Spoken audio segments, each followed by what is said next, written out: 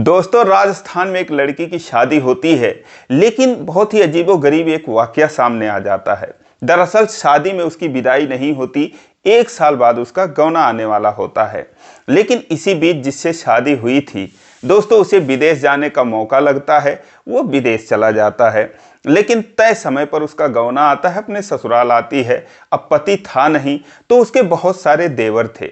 उसके पति के बुआ के लड़के, मामक लड़के, चाचा ताऊ के लड़के, करीब 8-10 जो लड़के थे वो उसके देवर लगते थे। अब ये सारे लोग दोस्तों, वो उसका पति था नहीं, लोगों का बहार आ जाता है। उसी के घर में घुसे रहना, आना जाना, खाना पीना, उसके साथ फोटो खिंचवाना, उठना बैठना, सब कुछ उनका लगा रहता है। ये सारे लोग अपने अपने तरीके से उसे इम्प्रेस करने की कोशिश करते हैं, या यूँ कहें कि उस भाभी को पटाने की कोशिश करते हैं। और दोस्तों, एक दिन कुछ ऐसा हो जाता है कि उस नई नवेली दुल्हन का फोटो और वीडियो, जो कि एकदम आपत्तिजनक होते हैं, वो बहुत तेजी से वायरल होने लगता है। और उसके बाद दोस्तों, जो भी कुछ होता है, एक बहुत ही हैरान करने वाली कहानी है, जमाने को सीख देने वाली कहानी है। तो आइए जानते हैं पूरी कहानी इस वीडियो में। लेकिन वीडियो में आगे बढ़ने से पहले बस वही रिक्वेस्ट, वीडियो को लाइक कर दीजिए, चैनल को भी सब्सक्राइब कर लीजिए ताकि मेरा हौसला बढ़ता रहे। दोस्तों, ये कहानी है राजस्थान के सवाई माधोपुर जिले की। एक जमाना था कि जब बचपन में ही शादी हो जाती थी और गौना जो है 1 साल बाद, 3 साल बाद, 5 साल बाद, किसी किसी का तो 11 साल 15 साल बाद गौना आता था, जब दोनों दुल्हा दुल्हन जवान हो जाते थे और फिर जो है वो अपने ससुराल आती थी। लेकिन आजकल जो है ज़माना बदल गया, गौने का सिस्टम ख़त्म हो गया है। करीब 99% ऐसी दुल्हनें होती हैं जो शादी की अगली सुबह अपने ससुराल आ जाती हैं। लेकिन आज भी कई इलाकों में ये प्रचलन है, ये चलन है कि जो है गौना चाहे 1 साल बाद ही दिया जाए, शादी में लड़की की विदाई नहीं होती। तो ऐसे ही राजस्थान के उस जिले में, सवाई माधोपुर जिले में, एक लड़की जिसका नाम पारुल होता है, उसकी शादी एक जतिन नाम के लड़के से होती है। और हालांकि दोनों जवान थे, 20 साल की पारुल होती है, 21 साल का जतिन होता है। चाहते तो शादी में ही ले आते उसको, लेकिन बस जो परंपरा थी उस परंपरा को उनको निभाना था, और ये हुआ कि हम 1 साल बाद गौना लेकर आएंगे।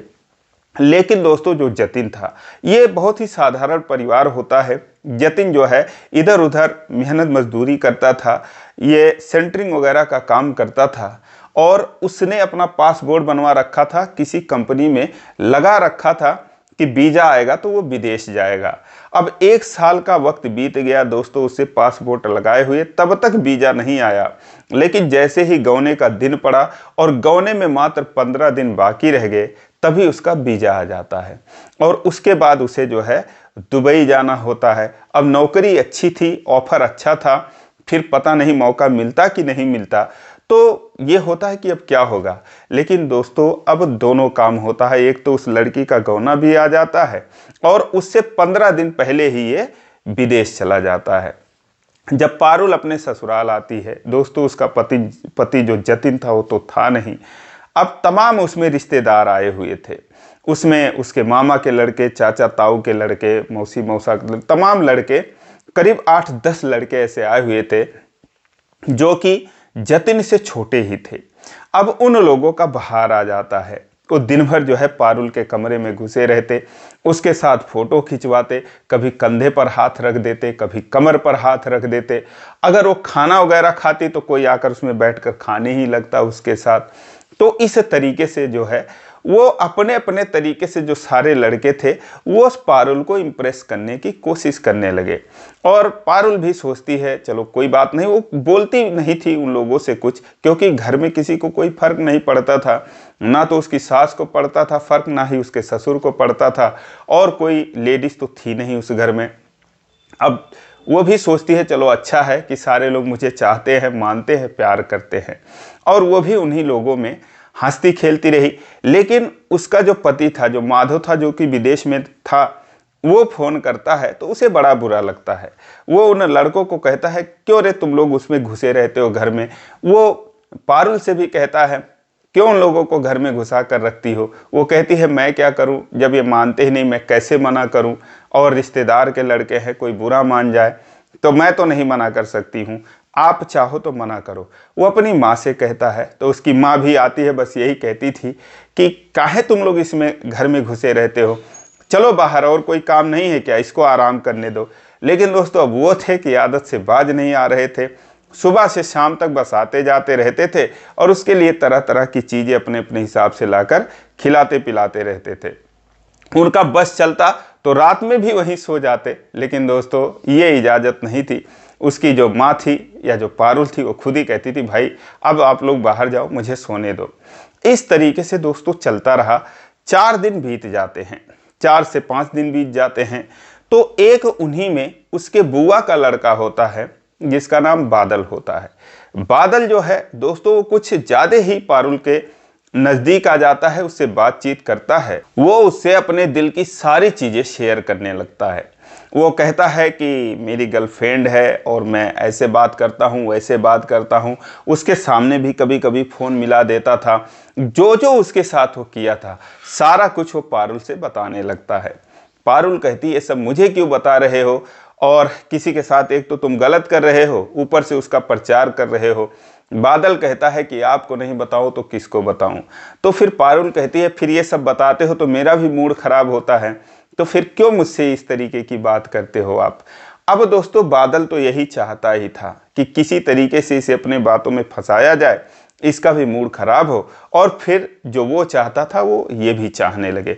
इसी तरीके से उसके मना करने के बावजूद वो ये सारी बातें करने लगता है। कहीं ना कहीं पारुल को भी इसमें इंटरेस्ट आने लगता है और उसके हाँ में हाँ मिलाती रही, बहुत उत्सुकता से उसकी बात सुनती थी।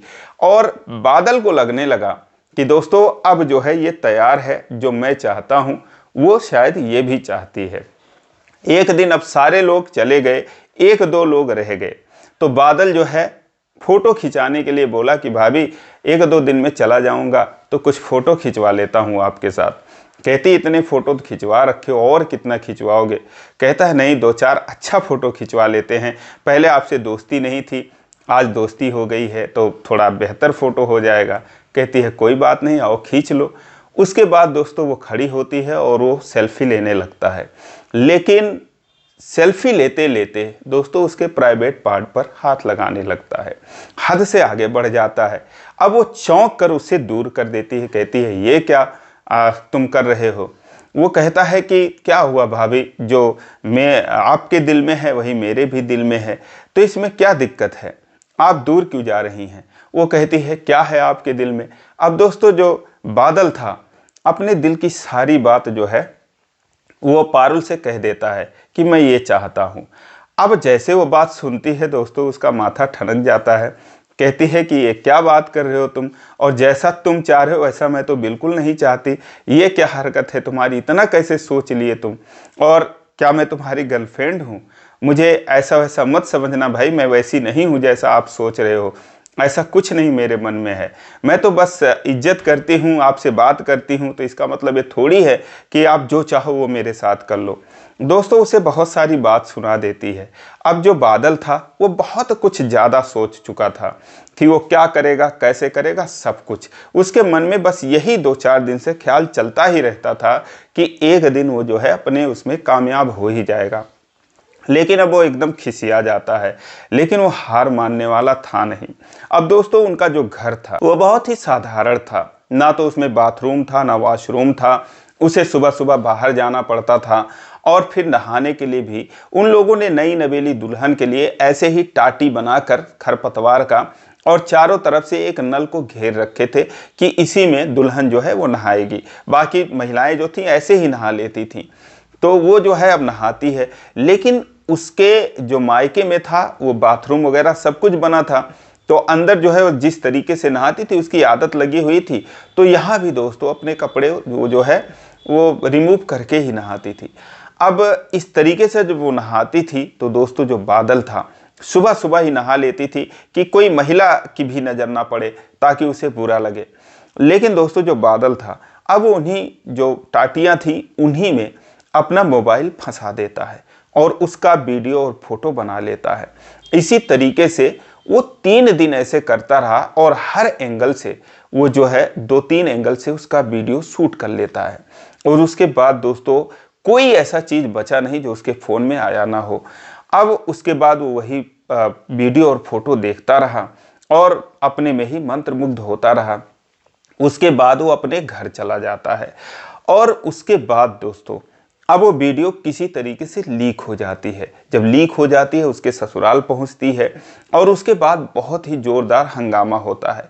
जो महिलाएं थीं वो जब उस तरीके का वीडियो और फोटो देखती हैं तो वो दोस्तों पारुल का ही दोष देती हैं, कहती है कितनी बेशर्म है, इस तरीके से कोई नहाता है क्या, और हम भी तो नहाते हैं, कपड़ा पहनकर ही नहाते हैं और फिर फटाक से 1 सेकंड में बदल लेते हैं, और ये कैसे निश्चिंत होकर इस तरीके से नहाती है। दोस्तों उसी की ही गलती देते हैं, ये नहीं सोचते कि जिसने वीडियो बनाया उसकी भी तो गलती है। फिलहाल अब पता लगाते लगाते ये हुआ कि हाँ बादल ने ही ये वीडियो और फोटो बनाए हैं और खींचे हैं। उसके बाद उसे बुलाया जाता है और पंचायत बैठती है उन रिश्तेदारों में कि अब क्या होना चाहिए। फिलहाल उसे 20 बार कान पकड़कर कहते हैं तुम उठ बैठ जाओ और तुमने ये गलती क्यों की है।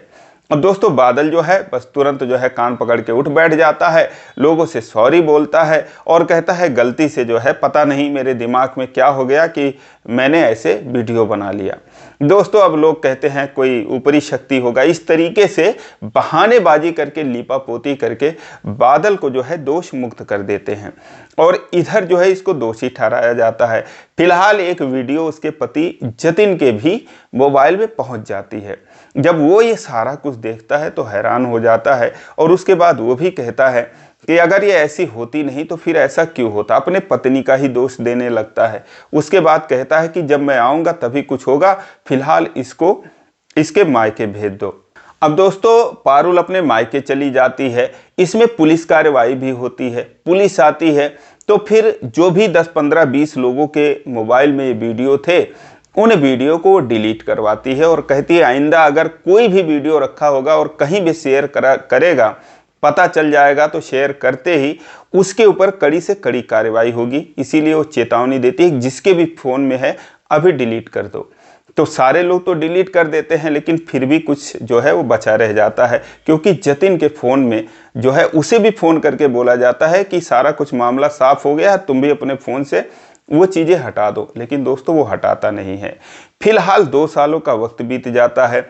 जतिन जब दुबई से कमा कर आता है तो आने के बाद अब दोस्तों वो पारुल को लाने से इनकार कर देता है, कहता है कि मैं उसको क्यों लाऊंगा, अब उसमें बचा क्या है। दोस्तों फिर एक बार इसी को लेकर पंचायत बैठती है।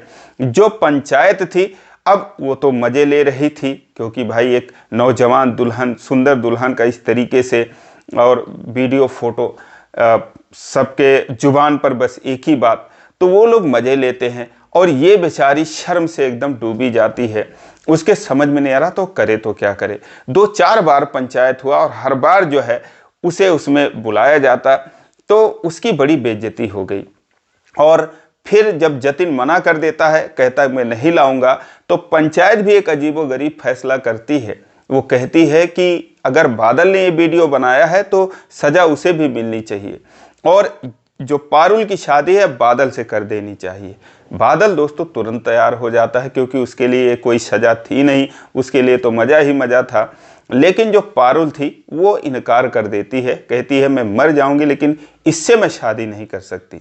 और उसके बाद दोस्तों कहते हैं जब शादी नहीं कर सकती तो फिर तुम्हारी मर्जी, फिलहाल पंचायत का यही फैसला है।